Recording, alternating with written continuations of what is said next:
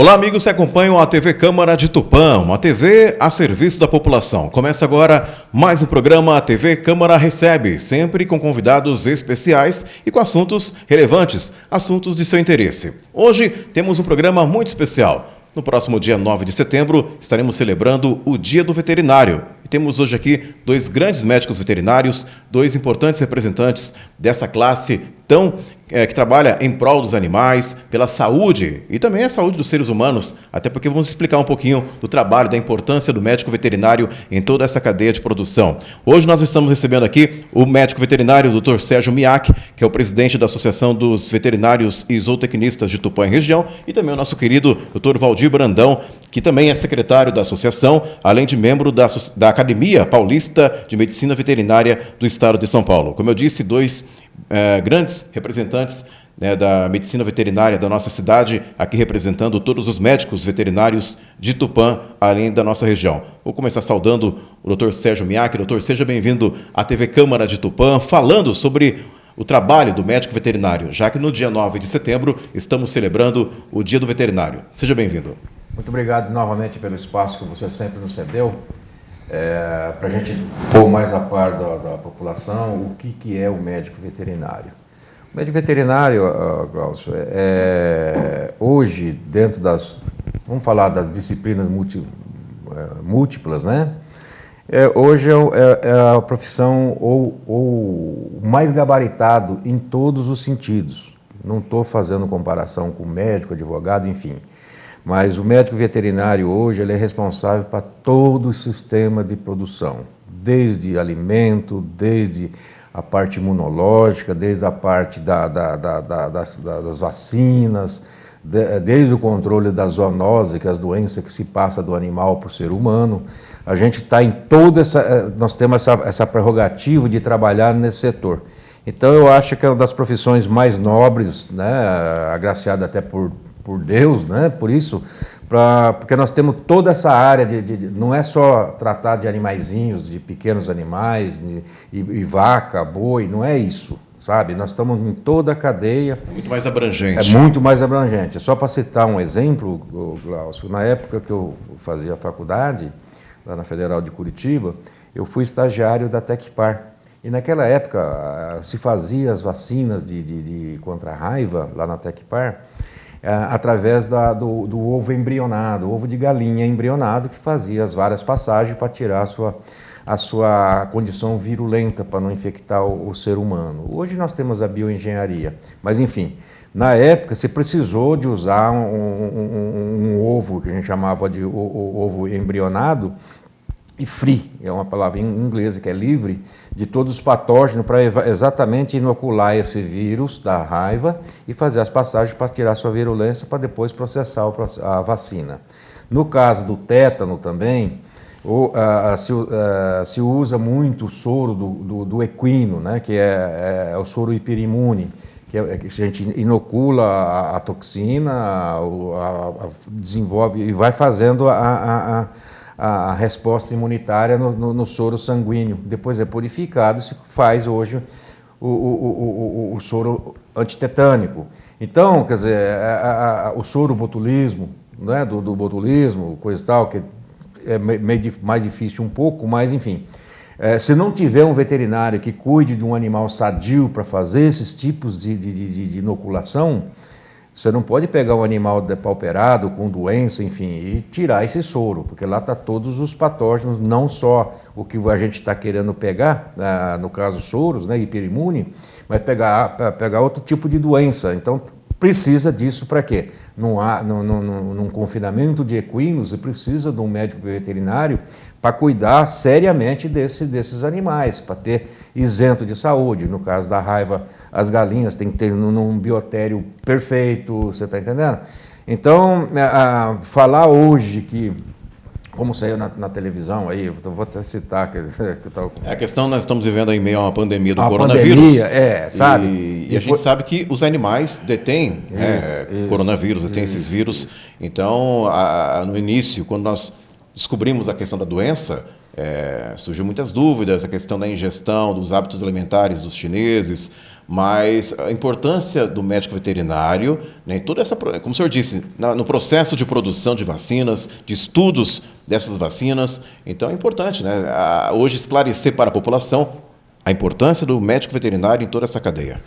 Exatamente. Essa colocação é muito legal, muito bem feita. Por quê? No caso dessa pandemia, que é a coronavirose, a coronavirose ela pega vários animais, não é só o ser humano. Pega o cachorrinho, pega o gato, enfim, tá? E mais outros, vários mamíferos, né? Mas são variedades, sorovários diferentes, vamos falar assim, tá? Que são tipos diferentes, mas não deixa de ser coronavirose, que é um vírus basicamente simples, tá? Ele corresponde a uma coisa tão simples, tanto é que o processo de infecção do vírus, assim, sabe, ele é muito alto.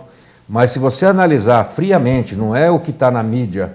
Se analisar, lógico, ele é mortal, mas se for mesmo como eles divulgam, sabe, a transmissão é muito violenta, tá certo?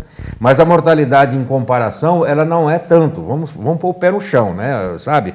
Vamos analisar o que é essa virose, entendeu?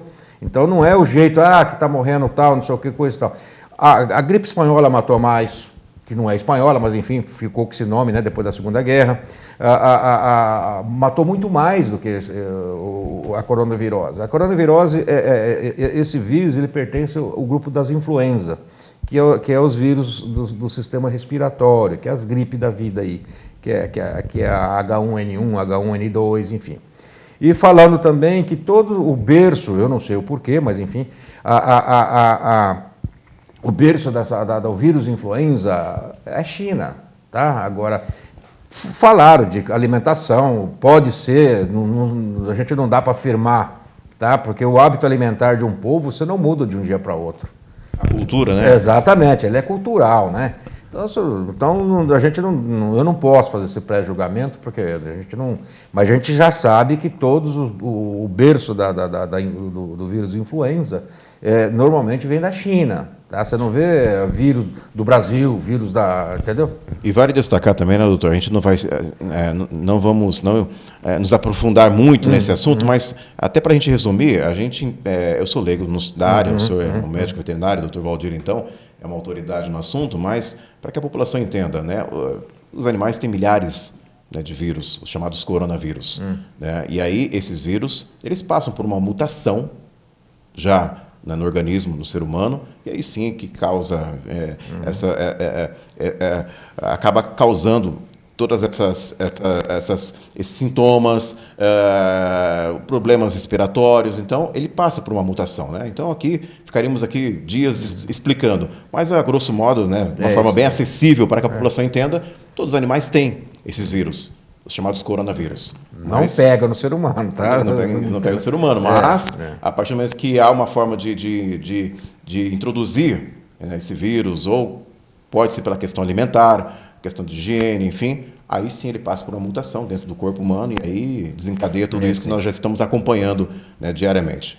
Mas, voltando ao assunto principal, o papel do médico veterinário em todo esse processo, né, porque ele participa, direto ou indiretamente, desses estudos, né, no desenvolvimento de vacinas, como o senhor disse. Então, é importante a população entender, né, como trabalha o médico veterinário, não só no cuidado dos animais de pequeno e grande porte, mas também junto à medicina, junto à saúde, né, de toda a sociedade. Isso que é importante. Hoje, o médico veterinário, como eu citei antes, Glaucio, está em toda a cadeia produtiva, desde a parte de imunologia, na parte no caso da vacina, né, na parte da alimentação, na sanidade pública, na saúde pública, sabe? Então, como eu te falei, isso é multidisciplinar, muito amplo. E a responsabilidade nossa, está aqui o doutor Valdir Brandão, que é da Inspeção Federal, para a gente não levar um queijo de péssima qualidade, uma carne mal inspecionada, né, para leite, enfim. Essa aí é o fundamental, que tudo que você põe dentro da tua casa tem a participação do médico veterinário. Desde até o saquinho de arroz. Entendeu? Importante. Então é importante falar isso, porque muitas vezes a pessoa foca só na parte de clínica de pequenos, de grandes, sabe?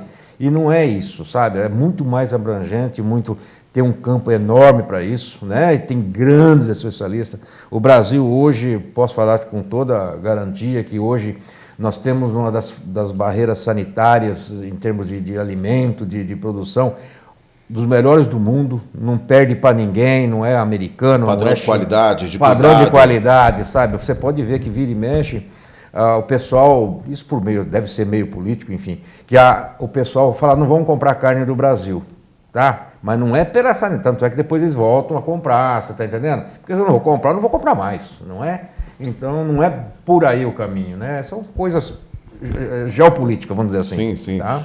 Bom, vamos falar bastante mais sobre o trabalho, né, do médico veterinário, mas eu queria saudar também o nosso querido Dr. Valdir Brandão, que é uma autoridade também na área, além de secretário da Associação dos Veterinários e Zootecnistas de Tupã e região, também é membro da Academia Paulista de Medicina Veterinária do Estado de São Paulo, que é comparado a uma academia de letras. O senhor tem a cadeira número 2, então, quer dizer, representa não só a cidade de Tupã, mas toda a nossa região, né, como um membro na verdade, é uma honraria, uma das maiores honrarias na medicina veterinária, ser integrante dessa academia. Doutor Valdir, prazer em recebê-lo aqui na TV Câmara e, com certeza, celebrando o Dia do Veterinário. Seja bem-vindo. Bom dia, Grau, bom dia a todos os telespectadores. Eu, com muito orgulho, ao longo de 47 anos de exercício da medicina veterinária, sempre lutando com a classe, aí, em prol da classe, porque quando eu me formei eu pensei, eu tenho que fazer alguma coisa. A relação não é só entre eu, o animal, ou o dono do animal, a relação é entre eu, o animal, o dono do animal e a sociedade. Com certeza. Então a gente veio lutando aí, hoje a gente conquistou alguma coisa aí, um espaço assim... Um reconhecimento. Um grande justo. reconhecimento, que você disse que é uma das maiores condecorações, é a maior. Claro. Depois vem aqueles prêmios, né, dedicados a cientistas. Porque a veterinária, você sabe que, conforme o Dr. Sérgio falou, eu acrescentaria que as ferramentas que nós temos hoje de inspeção de qualidade, as ferramentas de diagnósticos, né? Erra muito e engana a sociedade quem fala, quem debocha de um veterinário ocupando um cargo que está ocupando lá o de Brasília. Aquele veterinário que está ocupando um cargo sobre imunologia e vacinas do grupo do Covid, ele é o presidente do Conselho Veterinário do Distrito Federal. É analisada a pessoa antes de escolher. Claro. E erra muito quem não sabe que recentemente a OPAS, a Organização Pan-Americana de Saúde, foi presidida durante muito tempo por um médico veterinário. E com mais um detalhe, um médico veterinário brasileiro. Maravilha. Formado por uma universidade federal. Que maravilha. Então você vê que é orgulho. Onde está inserido, né, o além trabalho, do o papel do médico veterinário. Nós temos hoje cadeira no NASP. Todos os municípios onde pode contratar, deve contratar, porque está inserido na lei, núcleo de assistência de saúde familiar. Aqui em Tupã ainda não tem, mas vários municípios já tem um médico veterinário só para cuidar e ajudar junto ao NASP, que é o Núcleo de Assistência de Saúde Familiar. Nós temos também cadeira de medicina veterinária em laboratórios de diagnóstico. Você vê o Butantan, por exemplo, tem vários médicos veterinários. Sim, com certeza. E a gente que é formado numa escola federal, que foi a primeira do Brasil, que é a Universidade Federal Rural do Rio de Janeiro, quando começou essa escola, isso reflete bem, né? Não tinha veterinário no Brasil. O que foi? O presidente da época, né? Ele mandou buscar veterinário na França, da faculdade Beaujolais, que era a melhor faculdade veterinária do mundo. E então o que aconteceu? Vieram vários europeus para cá, porque acabou a Primeira Guerra, o Brasil ficou sendo o único país detentor de matéria-prima de proteína, que é carne de boi. Sim. Queijo, não tinha leite, então fazia aquelas massas de queijo, mandava para a Europa. Então isso aí era exigido, conforme o doutor Sérgio falou, e agora o comprador internacional, estrangeiro ou alienígena, ele quer qualidade. Qualidade. E nós não tínhamos, era feita por médico, e médico militar. Entendi. Muniz de Aragão, coronel, depois general Muniz de Aragão, achou que se os outros países tinham médico veterinário, porque aqui que não tinha. Então ele é o patrono da medicina veterinária. Que interessante. E essa escola que eu estudei, inclusive por coincidência na cidade que eu nasci, morei 24 anos, essa cidade foi reconhecida agora pelo Conselho de Medicina Veterinária do Rio de Janeiro como cidade histórica e importância na medicina veterinária brasileira por abrigar a primeira escola de medicina veterinária no Brasil. Que maravilha. Hoje é o Instituto Federal. Então, erra, engana, porque você errar é uma coisa, você enganar numa televisão, num jornal, a sociedade, carente de informações fidedignas, isso é traição. E está aí o Dr. Valdir explicando, né, até a título de informação, de repente algumas pessoas se perguntam por que médicos veterinários ocupam cargos importantes em várias esferas. Está aí a explicação, né, bem acessível, bem simples e justa, porque está aí, como diz o Dr. Sérgio Miak, o médico veterinário está inserido em toda a cadeia de produção, não só produção alimentar, mas também de remédios, vacinas. Então, ele tem um papel fundamental. Então, e além de tudo, o Dr. Valdir explicou um pouquinho da história também da medicina veterinária aqui no país, né, do início de tudo. E se você me permite... Claro, fica à vontade. Se você me permite, recentemente, já teve até alguns profissionais de outras áreas porque nós somos, veterinária é ciência biológica, ao mesmo tempo é ciências agrárias. E um representante de uma ciência biológica aí veio me contestar, porque o governo federal mandou chamar junto aos conselhos, o doutor Sérgio sabe disso, para que veterinários se inscrevessem numa possível necessidade de intervenção desse profissional. Eu mesmo fiz o curso, como professor da Faculdade de Medicina São Camilo de São Paulo. Fui aprovado, fiz o curso, treinamento à distância. Foi chamado os veterinários exatamente para trabalhar, se fosse preciso, nessa área de ajudar de infectologia. Da Covid. Da Covid, da Covid, esse enfrentamento à Covid-19. Eu recebi o certificadozinho, que para mim tem valor, claro. Né? Mas houve quem contestasse, o que o veterinário vai fazer lá? Pelo contrário, como eu disse, um papel fundamental. fundamental. Falou para mim que a pessoa vai para o hospital não leva o cachorro, olha só que deboche. Completamente errônea. Dele ser ignorante, outro dia, recentemente, dois cidadãos me perguntaram, mas para ser auditor fiscal federal tem que ter pós-graduação? Falei, tem 7 ciências que nós estudamos. Eu já disse, 2/3 das doenças que aparecem aí tem um agente etiológico ou causador, né? Animais. Bactérias, que já não são animais, vírus não animais, mas realmente passa pelos animais. Passando Sim. pelos animais é zoonose. O que é zoonose? Doença que ataca o homem, transmissível por animais. Transmissível pelos animais. Direto ou indiretamente. Quer dizer, há toda uma relação. É uma relação. Há toda uma relação e a importância do médico veterinário. Eu queria aproveitar, nós estamos chegando aí já no final do primeiro bloco, porque o assunto é relevante, interessante, e temos aqui 2 grandes representantes da medicina veterinária aqui da nossa cidade, representando toda a classe, já que estamos celebrando no dia 9 de setembro o Dia do Veterinário. Eu queria perguntar um pouquinho, tanto para o Dr. Sérgio como o Dr. Valdir, que eu acho que, por ter mais experiência, militando na área há mais tempo, inclusive, um pouquinho, a gente fazer um paralelo do passado, né, no início, lá atrás, dos profissionais na área da medicina veterinária, porque com o passar dos anos, um avanço também na questão da medicina, né, tecnológico, de estudos.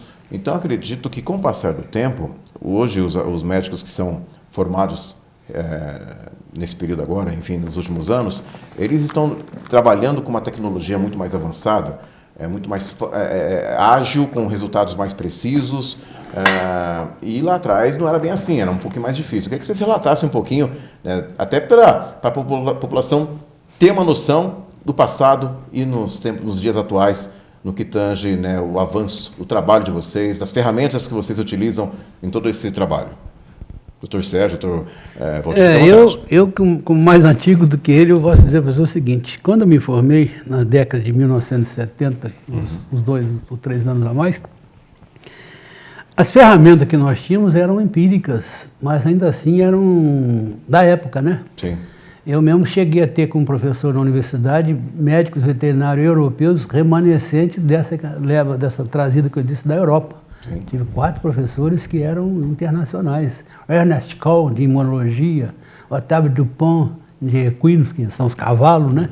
Foi esses professores que desenvolveram, inclusive, os jockeys. Vieram da Europa para poder... esses professores desenvolveram, inclusive, o jockey.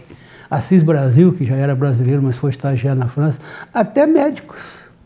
o Márcio Agnés, que era médico, na época oncologista, dava aula de patologia veterinária, e usava grande parte dos médicos que caíam na Universidade Federal Rural do Rio de Janeiro para mexer com animais, para poder jogar na medicina, acabaram se formando em veterinária. Perfeito. Isso era muito bonito.